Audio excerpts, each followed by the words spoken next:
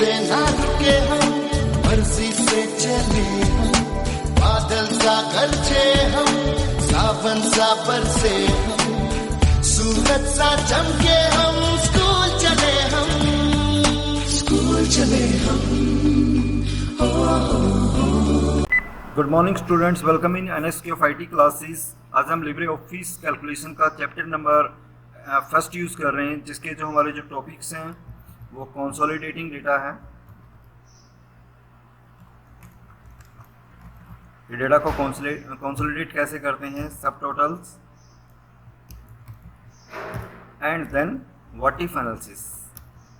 ये तीन टॉपिक इस चैप्टर में कवर अप होंगे।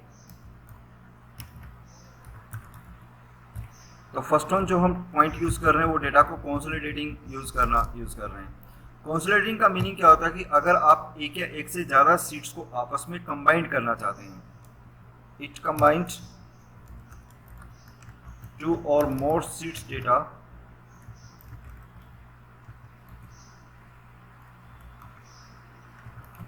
एंड समराइज इट, और उसको समराइज करना चाहते हैं। समराइज का मतलब कि विश्लेषण करना चाहते हैं कि डेटा का रिजल्ट्स क्या रहेगा। तो उस टाइप से अगर आप डेटा यूज़ करते हैं तो उसको हम क्या बोलते हैं, कंसोलिडेटिंग यूज़ करते हैं। इससे डेटा को आसानी से हम क्या कर सकते हैं, कंपेयर कर सकते हैं वैरायटी ऑफ डेटास को।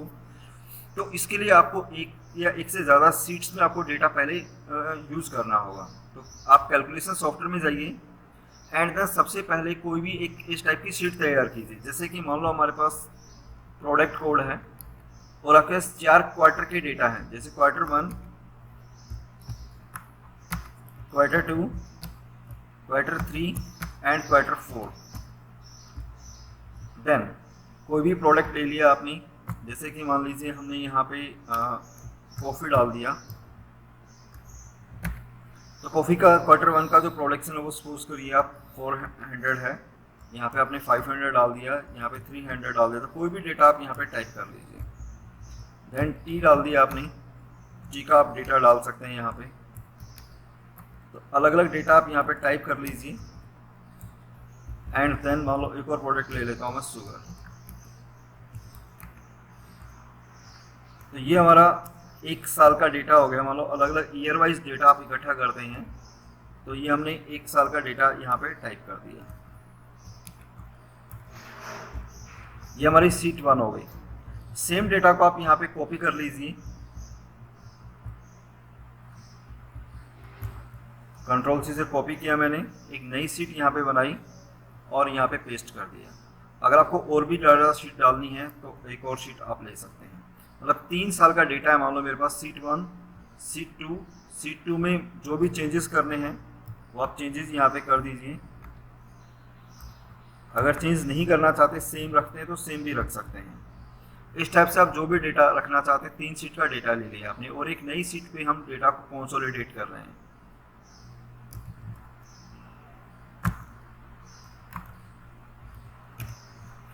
आप नाम चेंज करना चाहो तो डबल क्लिक करके सीट का नाम चेंज कर सकते हो। तो इस तरीके से पहले आपको अपना डेटा टाइप करना है।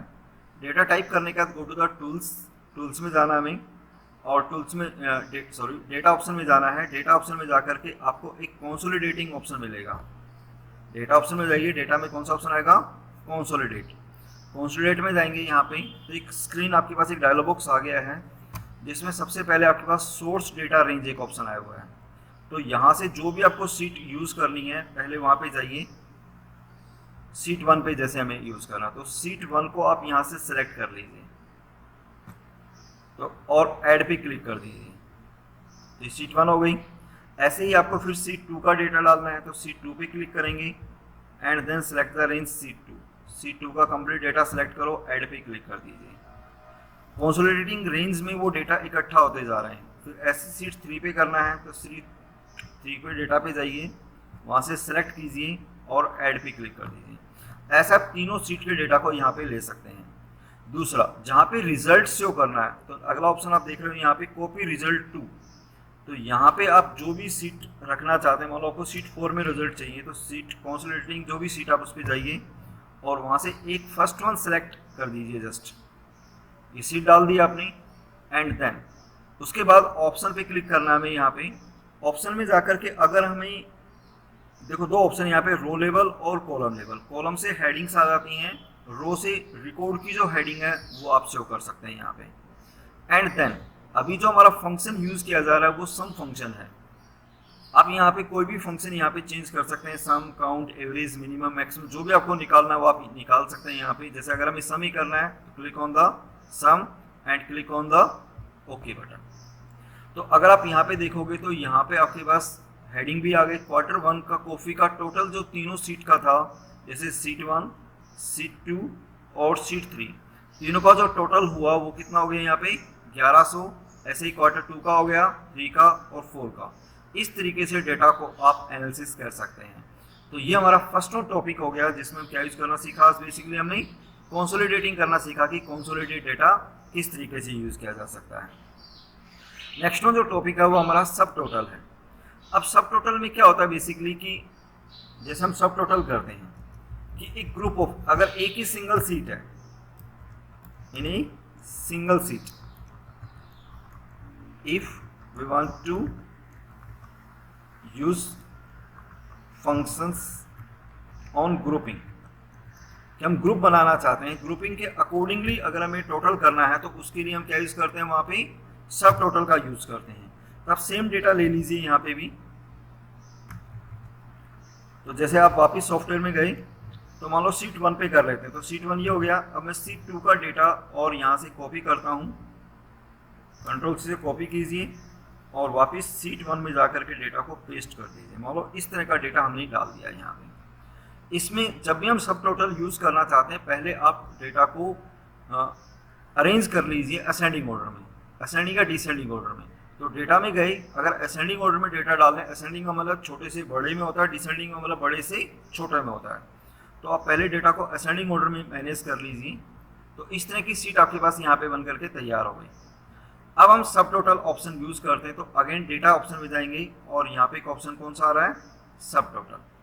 जैसे सब टोटल पे क्लिक करते हैं तो आप यहाँ पे देखोगे कि ये सारे ऑप्शंस आ गए, प्रोडक्ट कोड, क्वार्टर 1, क्वार्टर 2। तो यहाँ से आप इन ऑप्शंस को सिलेक्ट कर लीजिए जिन जिन पे हमको फंक्शन यूज करना है। फंक्शन का नाम क्या है वहाँ पे, sum, and click on the okay button. तो अगर आप यहाँ पे देखोगे तो कॉफी का रिजल्ट्स यहाँ पे आ गया, जैसे इन दोनों का प्लस, यहाँ पे प्लस आ गया। इस तरीके से हम डेटा को वहाँ पे यूज कर सकते हो। इसमें साथ साथ में ग्रैंड टोटल भी दिखाई दे रहा है कि इन सबका ग्रैंड टोटल क्या है। तो ये जो ऑप्शन है वो हमारे पास कौन सा ऑप्शन हो गया था, सब टोटल, जिसमें पहले आपको डेटा टाइप करना है प्रॉपरली और डेटा टाइप करके आप इस तरीके से डेटा को क्या कर सकते हैं, कंसोलिडेट कर सकते हैं। तो ये आपके पास कौन सा ऑप्शन हो गया, दूसरा सब टोटल है। तीसरा जो हमारा टॉपिक था वो बेसिकली व्हाट इफ एनालिसिस का है। व्हाट इफ एनालिसिस के लिए क्या करते हैं, एक नई शीट बनाते हैं हम यहाँ पे।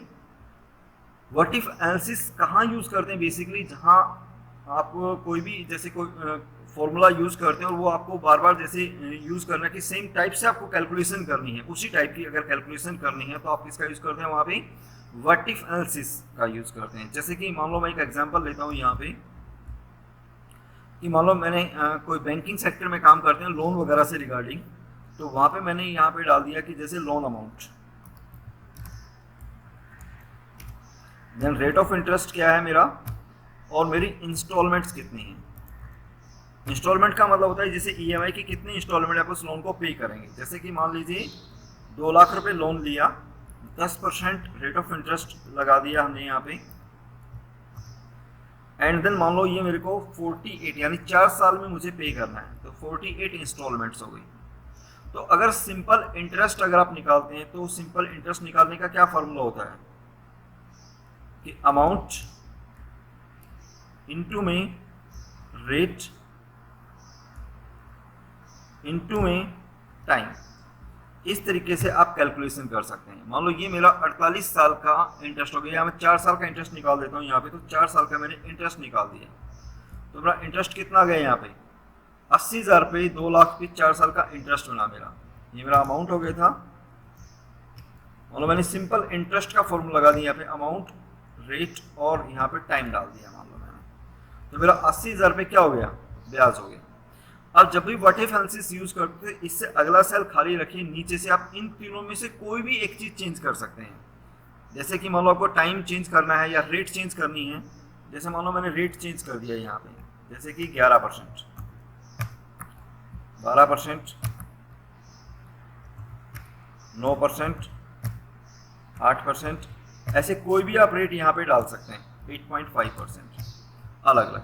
देन आफ्टर एक पूरी रेंज को सिलेक्ट करिए एंड सेलेक्ट करने का डेटा में जाएंगे अगेन, और यहाँ पे एक ऑप्शन आता है मल्टीपल ऑपरेशंस।